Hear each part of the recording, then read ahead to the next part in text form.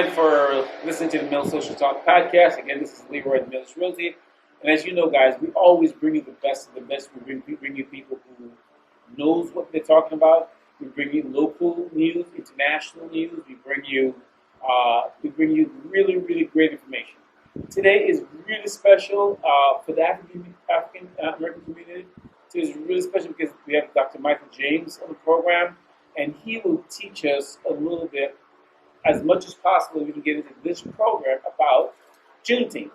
But before we get into Juneteenth, for those of you who have listened to us, I want you to share this program wherever you listen to your podcast. I want you to go ahead and subscribe. I always tell you, if you want to talk about something, let us know, and we will bring that topic to you. But on our program today, again, Mill Social Talk podcast, we have Dr. Michael James. Dr. Michael James, please, I want to give him a chance to introduce himself and tell you a little bit about who he is, so you guys know that we are bringing you people with integrity and folks that know what to talk about. Dr. Michael James, tell us about yourself. Welcome to the show. Thank you, sir. Okay, I am Dr. Michael James. I'm going to be humble. I am a teacher of special ed students. I have been teaching for about 20 years. But then I began to write, and the Spirit of God began to just empower me to write. So I have brought 4 from my 7 books. This book is called H.O.P.E. Black Men. This book was sent to Joe Biden, and Joe Biden and Kamala Harris gave me a personal letter directly from the White House. This book is called Absent. This book talks about how the attack has been on black men for centuries. This book is called Black America, the 21st Century, and this book talks about the total attack upon black people beginning from slavery until today. And then I changed it up and said, Brother to Brother Message of Hope.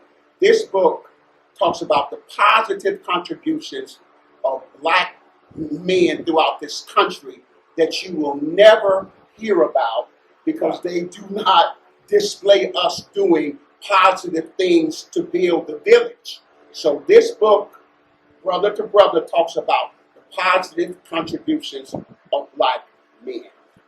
Okay, today we are going to briefly talk about Juneteenth. But before we get into that, I wanted to, as you see, Dr. Michael has done 7 books, and you can Google them. I mean, you can find them anywhere on the web. But you know, he's brought 4 books, 4 out of 7, and those 4, we want you to support him, buy it. I'm sure it's on Amazon or wherever it's at. So I just want you to know that we bring you the best of the best always. If you have not, if this is the first time you listen to the podcast, go back to our archives and you'll hear a lot of folks that bring you great information.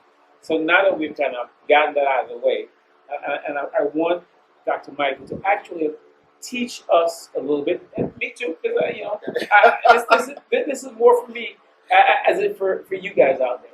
So teach us about Juneteenth, the origin, and a lot more. So I'm gonna just take it over to him, and I'm gonna give you the floor on Juneteenth. Okay, Juneteenth.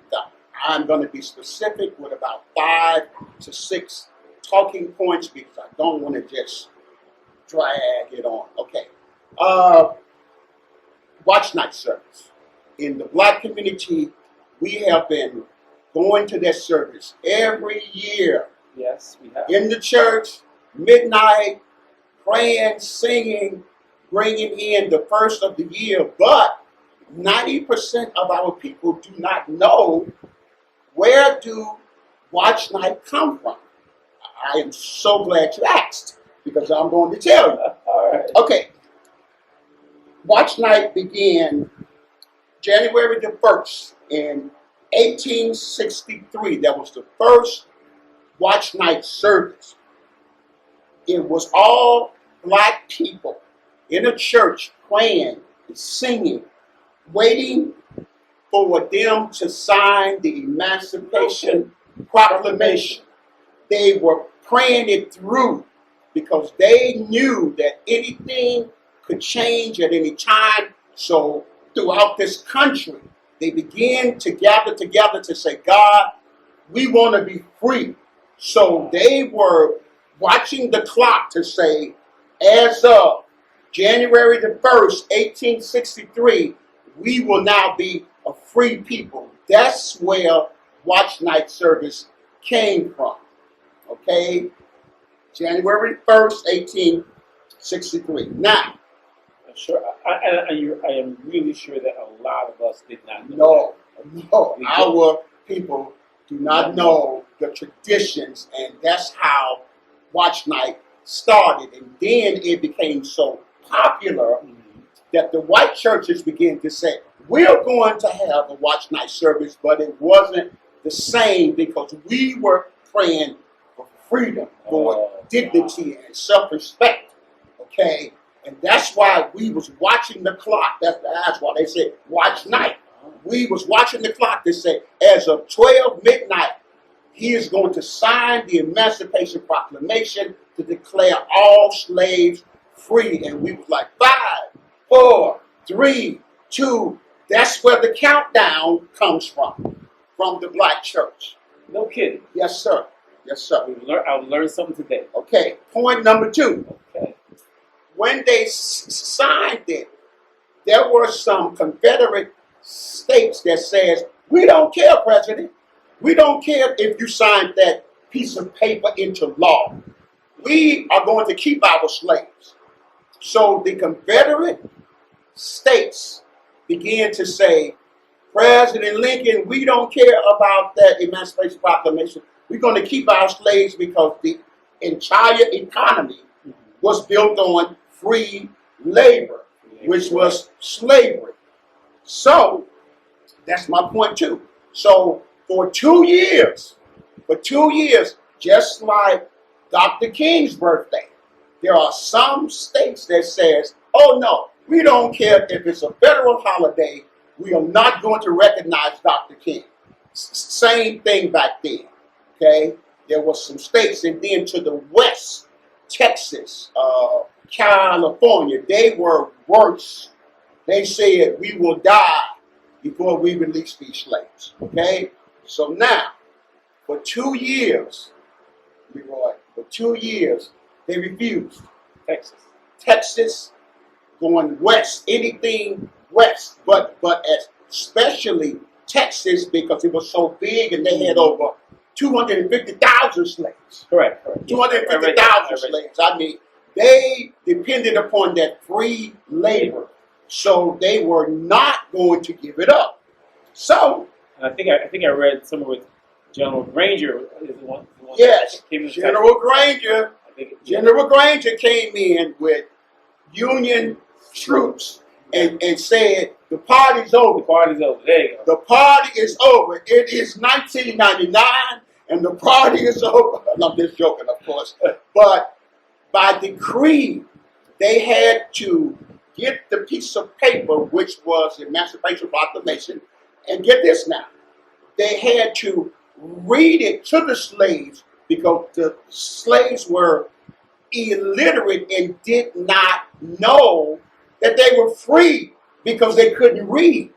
So these troops taught the other black soldiers how to read so that they could go from town to town and tell their people that they were free, because our people didn't even know for 2 years now that they were free. Okay? That's another point. So that was June 17th.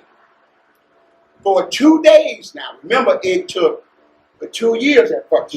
So for 2 days they began to spread the word.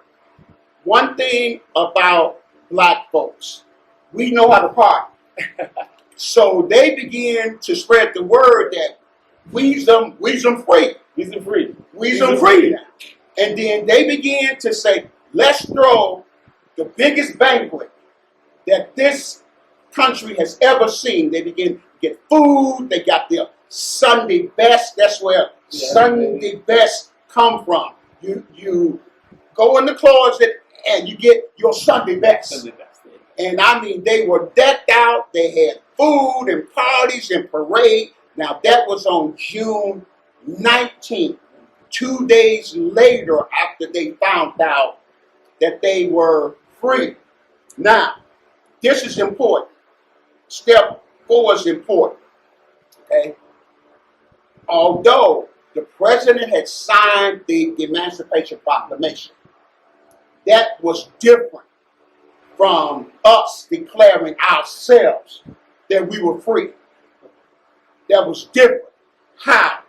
Mind, body, and soul. We knew now in our minds, bodies, and souls that we were free and there was nothing that white America could do about it. That is the importance of Juneteenth. We declared ourselves that we are now free. No more slavery, mental, physical, or spiritual. That's the importance of Juneteenth. So I just want to reiterate that you're talking about the federal government did it, but we were not aware of it. And when we became aware of it, that's sort of when we say we are actually free. We actually proclaimed our own freedom. Okay? Even though it was signed before. Right. Correct. All right. See. I almost called you fast. See, there's a difference between a person that enslaved you to tell you that you're free. Right. And then there's a difference when God in your mind, in your soul, in your spirit confirms that, yes, you are now completely emancipated. That's the difference between the Emancipation Proclamation and Juneteenth. We declared ourselves no more. Then we did something that they're not going to tell you in Black history. Okay? We began to go to the master the following day and demand payment. Correct. For the years that we were enslaved. That's how the idea of reparations started, with these people that said, wait a minute, you owe me 25 years of free labor, or you can give me 40 acres and a mule. Okay? So it is important, to know that those people in Texas took the Emancipation Proclamation to a new level, a spiritual level, a physical level, a social level. And then they began to go out to the other states to say, don't celebrate the signing of the Emancipation Proclamation. We have our own Emancipation Proclamation, which is now June the 19th. It's important. Talking point 5. This was so important that the National Museum of African American History and Culture got a whole section, a whole floor on the importance of Juneteenth. So please, if you are a teacher or a principal or somebody, get a busload of your students and take them to that museum. It is something to behold that these people that barely had shoes, nice clothes, began to declare their own Emancipation Proclamation. They demanded land, they demanded compensation, and they wasn't afraid of the massa anymore. They stood up for their rights. And then they began to open up businesses and small farms. And they began to show up to vote. That was an insult to the white structure. That came about because of the mind, body, and soul emancipation that came with June 10th. My final point, then we can just, talk it out, is hope. Giving people empirical hope. There's a difference between just hope, and there's a difference between empirical hope. Empirical hope means that there's something special about you to God, that God enters the affairs of human history. You follow me? God came into the affairs of human history, moved upon the president to sign the Emancipation Proclamation, right? But then God still wasn't finished, because God knew that we need a spiritual healing. So he proclaimed to those slaves, those chosen in Texas, that you're going to declare your own Emancipation Proclamation, which is Juneteenth, 19th. Now, my final point is, according to my records, I'm not sure, but according to my records, somebody just signed that into law. That I now heard that. it's a holiday. It's a holiday. It's signed. Is it It's totally signed. completed? Yes. I saw it was going to be a federal holiday. It is now a federal holiday, Juneteenth.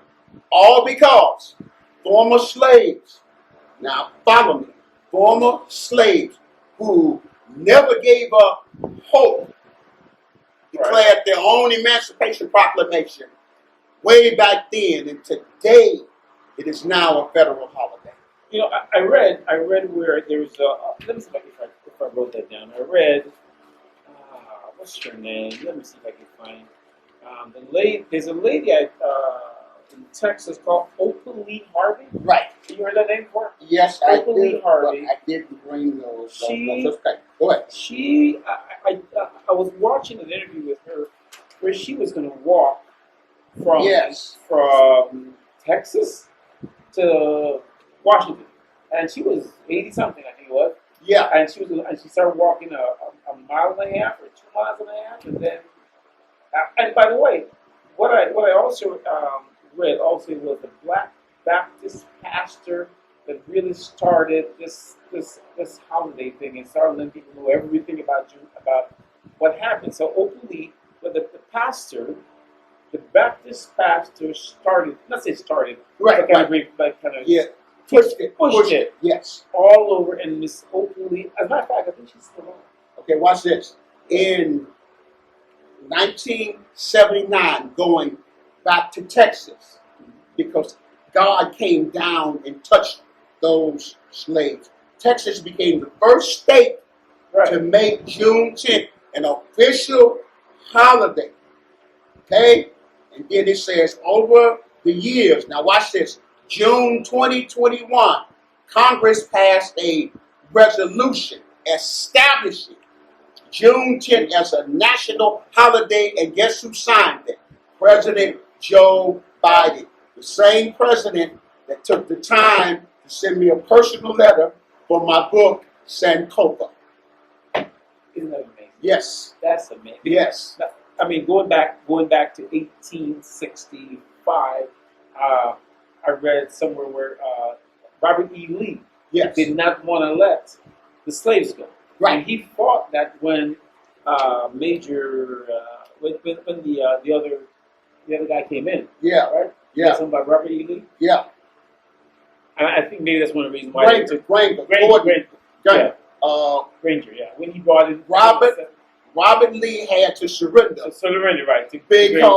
Because Granger wasn't taking no prisoners. He said, you either going to release these 250,000 slaves, or we can do battle again. So Lee was like, I think they're a little serious. So Lee surrendered.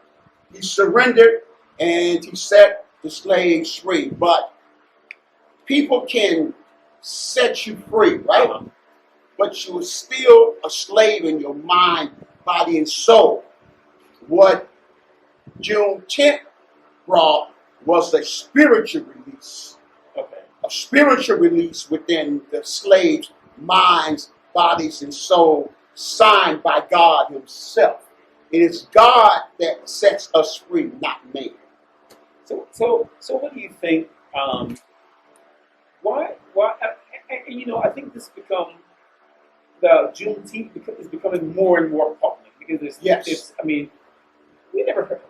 I never heard about Juneteenth 25 years ago, Okay. right? I'm sure it was in Texas for many, many, many years, but or maybe I wasn't aware of it. I mean, living up north, you're not really aware. What do you think this does for the entire Black community? I think it's a eye opener that God isn't in space somewhere, far off in heaven, and we could just, what I'm saying, treat people anyway. I think that it is a biblical and social affirmation that God is a God of the oppressed. Absolutely. He is a God of the oppressed. If there's a people suffering for years and years and years, okay, God is going to enter somehow, right? God is going to enter human affairs to right that wrong. He's going to do something. The thing is, we cannot hurry God. Now, getting back to your question, some people wasn't ready for Juneteenth. They were ready for it to say that the president signed the Emancipation Proclamation and, we's free. Some people are not spiritually ready for something that's Black initiated. Okay. Really? I can hear that. Okay? When I tell people, my first book, right, was, published by this big publisher, big time publisher. I was so happy to get my first book published, but then I found out that those publishers get, the lion's share. Yeah. Okay. So God moved upon me to begin my own publishing company called Hope. H-O-P-E, helping oppressed people emerge. So now, for 10 years, I've been publishing my own books and assisting people with their publishing. But because I'm Black owned, not this, big white firm, people tend, well, I do need help. And then when I assist them and the book is out and they're successful, they be like, man, I should have did this before now. So it's like we have to get in mind that everybody's not at the same spiritual, mental level. That's why it took our people so long to catch on to Juneteenth. Listen, this is a powerful conversation. If you are listening and you got a brother, sister, uncle, aunts who have never heard this before, you need to let them know. Have them go to the No Social Talk podcast, wherever you listen to podcasts, wherever you listen, and just go ahead and we want you to share this message. It is, I know it's not a lot of time we have, but it's short, it's sweet, it's concise, it's good for the soul. Yeah. I mean, and Dr. James just bring it to the table. I want to ask you maybe one of the last questions. Okay. Do you think there's a misconception of Juneteenth? Do you think maybe the white community misconceive it, or do you think we as Black people have a misconception of what it is? I think, again, that some people need for the power structure, to tell them they're either free or, can vote or something. Whereas the misconception is that they didn't think that Blacks would take it upon themselves to declare themselves free. Okay. I think that's the misconception. I think that's the misconception. Yeah. Because from what I read, it was signed in 1863. Right. Texas got it in 1865. 2.5 years later. 2.5 years later. Yeah. 2.5 years later, and of course, just kind of, then of course, Mr. General Granger had to fight to get it. But and I like the fact that you brought the 5 points is watch night service, which I think most of us did not know, right? Also, let me, tract also, the missional conception. My black pride does not mean white hatred. Absolutely not. Absolutely. Absolutely. That is not who I am. God will not allow me to hate anyone. Absolutely. But at the same time, God expects me to accept who He has put me in creation order. And that's why I said I am black by creation order. And God is too wise to make a mistake. White pride does not mean black hatred. Absolutely not. Absolutely. You can be proud of yourself and what God has, done through you without hating other people. So I think that's the misconception. Juneteenth is not a period where we're saying we hate the white folks for what they did. Now we're saying thank God that He entered human history and heard the cries of our people by reason of the taskmaster. Thank you, Lord. I think that's a great way to put that as we wrap up, because we only got a minute or two left. Yeah, and I actually wrote out, but now this was a part of the 13th Amendment, correct? Right. And so this is part of the Constitution. And so I was going to go ahead and read that, but we're really short of time. I actually wrote it out, the 13th Amendment, and what the proclamation had said. But please get it, and if you're listening, I'm sure, if you want to know about it, read the 13th Amendment, you'll see that. But anyway, I want to thank you, Dr. James. Thank we you, got sir. 2 minutes left. Pleasure. For being here. Where can folks find you if they want to get a hold of you? Okay, my direct cell phone is 312-543-9622. 312-543-9622. And my secure website is drmjames.com. drmjames.com. And the last thing I want to say is that my new soundtrack called What's Going On the 21st Century is being considered for a Grammy under the auspices of a record for social change. And the soundtrack is called What's Going On the 21st Century. Wow. So, guys, I want to thank you for listening. Over the past 3 years, we've brought you the Mill Social Talk podcast. Please share it. Let us know what you think. Give us your feedback. If you want to know something, let us know. We will bring that topic to you. Please email us at millsreal.com. Go to our website, millsreal.com, and connect with us. Again, this is the Mill Social Talk podcast, along with Dr. Michael James. And until the next podcast,